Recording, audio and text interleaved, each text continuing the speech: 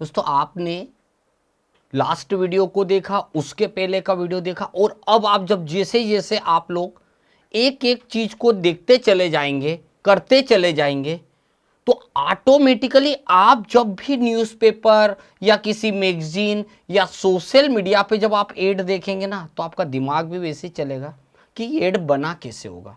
हम उन्हीं चीज़ों के लिए आपको ये छोटे छोटे टूल्स का यूज़ बता रहे हैं।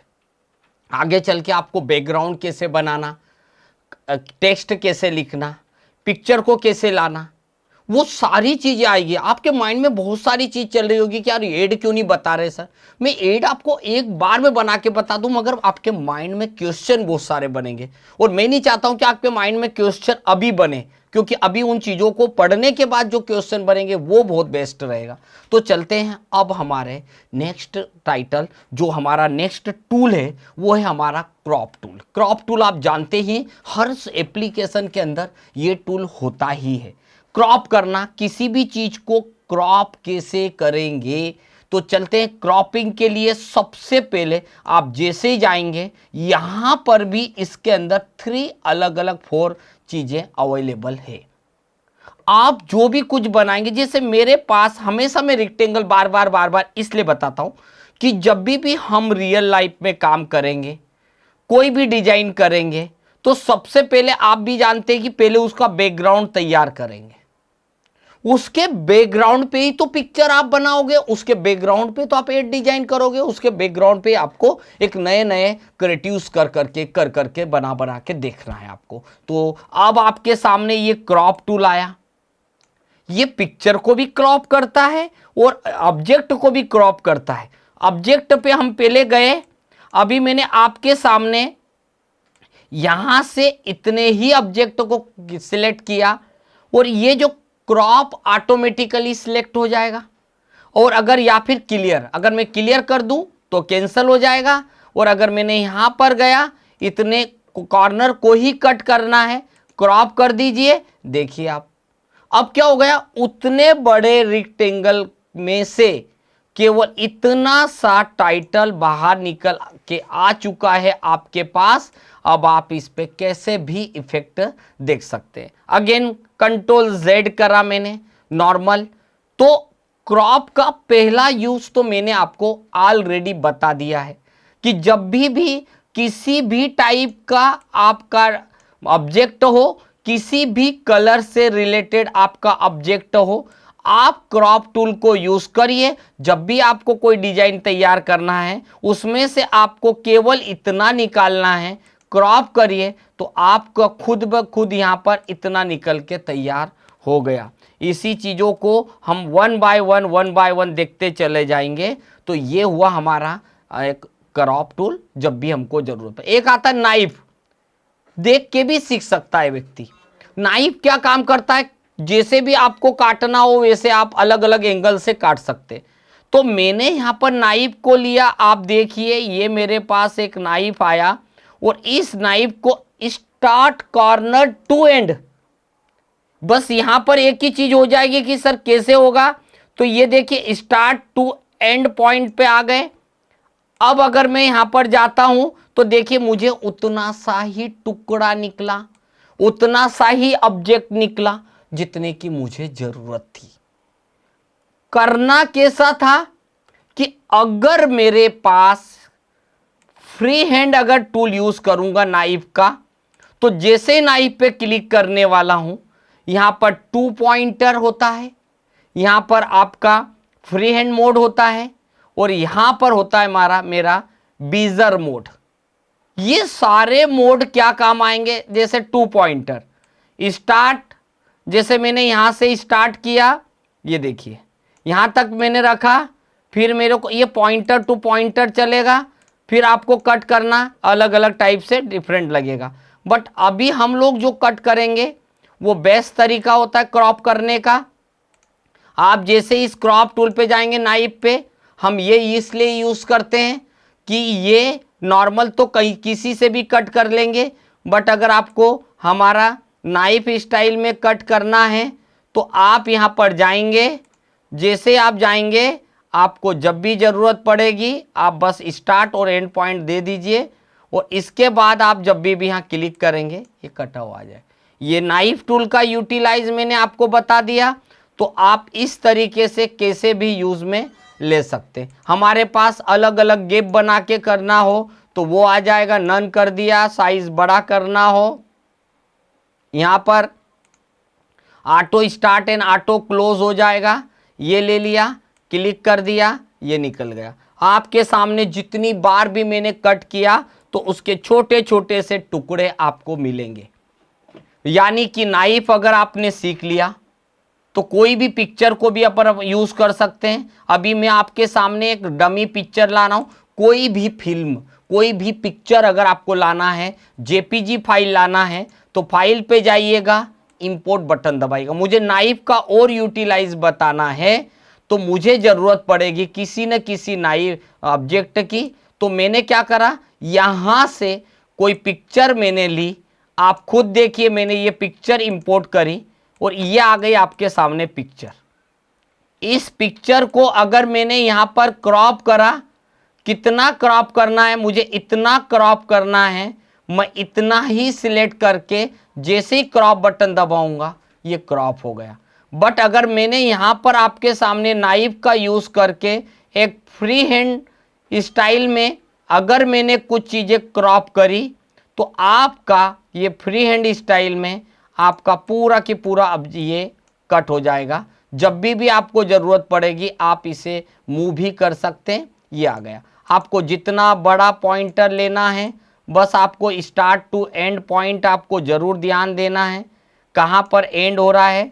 अगर आपका एंड नहीं आएगा तो आप उसको कहीं से भी नहीं कट पर पाएंगे। ये देखिए, ये निकाल लिया।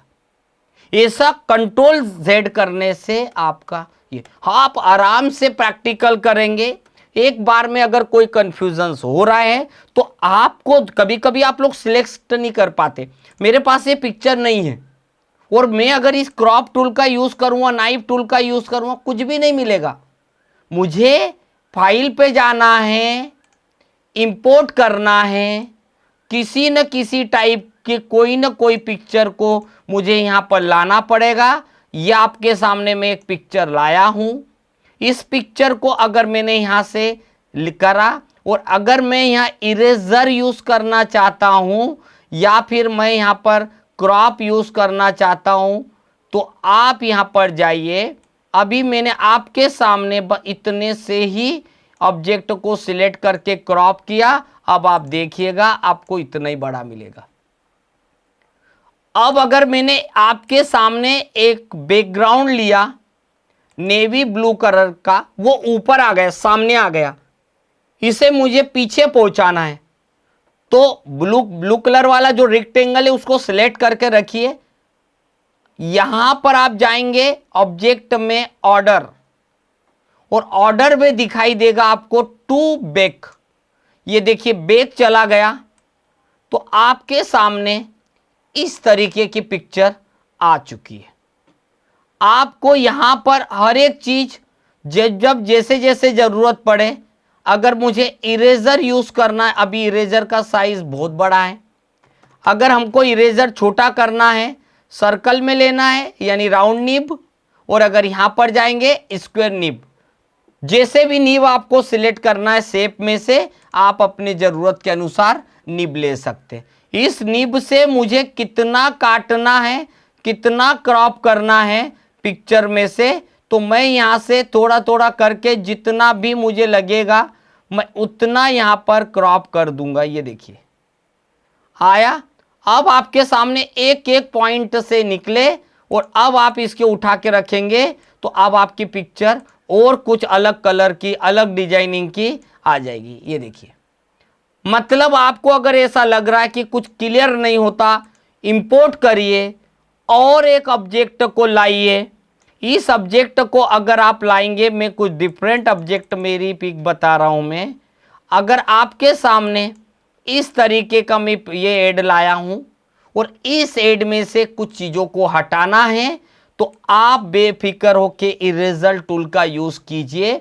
अगर मुझे यहाँ से ये चीज़ हटाना है, आप खुद देख लीजिए, ये मुझे यहाँ से इतनी चीज़ को, डिजाइनिंग को हटाना है, ये इरेज कर दिया। आपको जब जब जितनी जितनी चीजों की जरूरत पड़े बस आप यहां से जाएंगे, ये देखिए आपका एकदम प्रॉपर सिस्टेमेटिक चीजें यहां से डिलीट हो गई।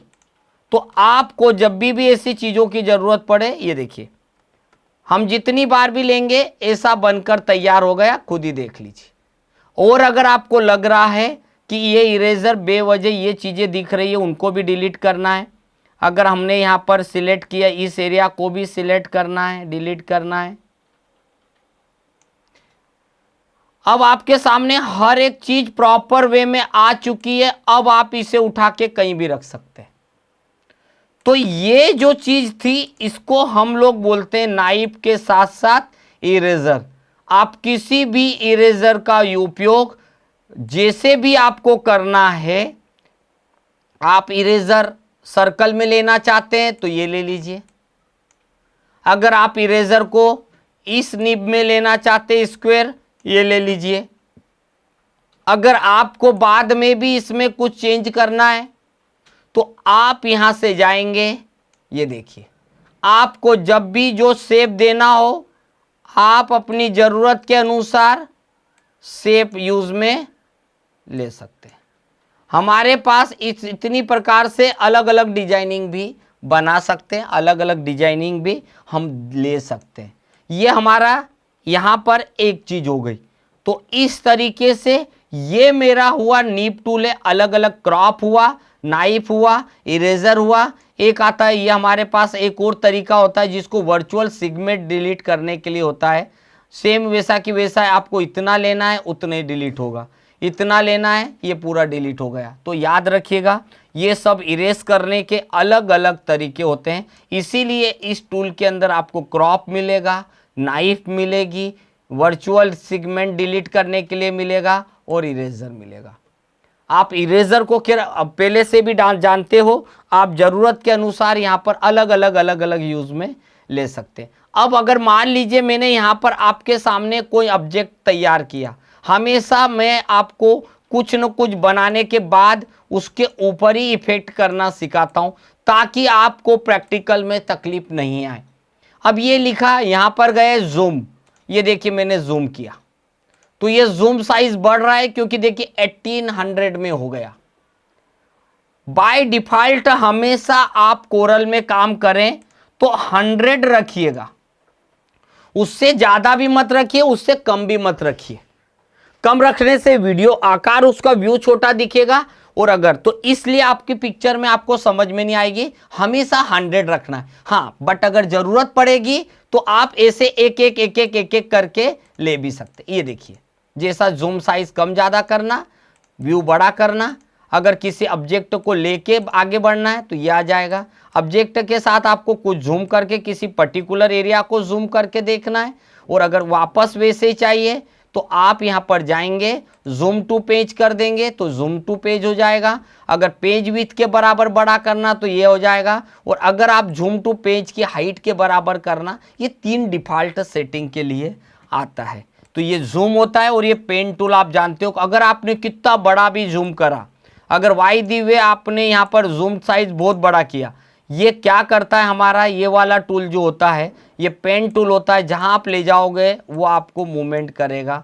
साइज छोटा करना है मूवमेंट करेगा। तो ये जो प्रॉपर्टी विंडो ओपन होना, तो आप इसे हमेशा ध्यान रखिएगा कि प्रॉपर्टी विंडो में आपको कैसे कैसे किस किस चीज का उपयोग लेना है। ये आ गया हमारे पास जूम और पेन टूल, ये हमने नाइफ टूल पढ़ा। और याद रखिएगा जिस ऑब्जेक्ट को आप सिलेक्ट करते हैं, मैंने अगर इस ऑब्जेक्ट को सिलेक्ट किया और अगर मैं क्रॉप टूल लेता हूं तो भी मिनिमम यहां पर साइज आ जाएगा। अगर मैं नाइफ टूल लेता हूं तो नाइफ को अलग अलग टाइप से यूज करने के लिए आता है।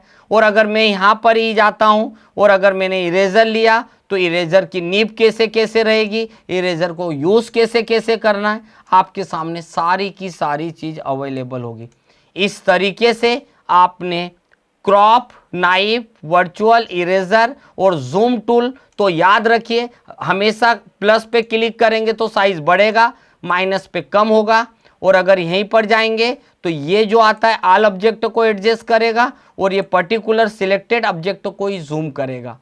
ये जूम टूल भी है, ये छोटे छोटे से टूल है पर इनके काम बहुत बड़े बड़े से। जब भी आपको कोई बड़ा वीडियो, बड़ी इमेज बनाओ, बड़ा एड बने तो आप इस टूल का यूज़ ज़रूर करिएगा।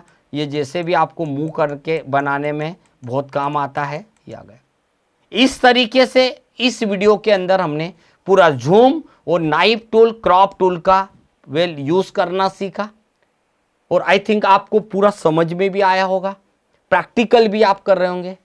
इसी प्रकार से हर एक टूल के साथ डिजाइनिंग कैसे तैयार की जा सकती है, उनको हम लोग step by step, one by one practicals करते चले जाएंगे।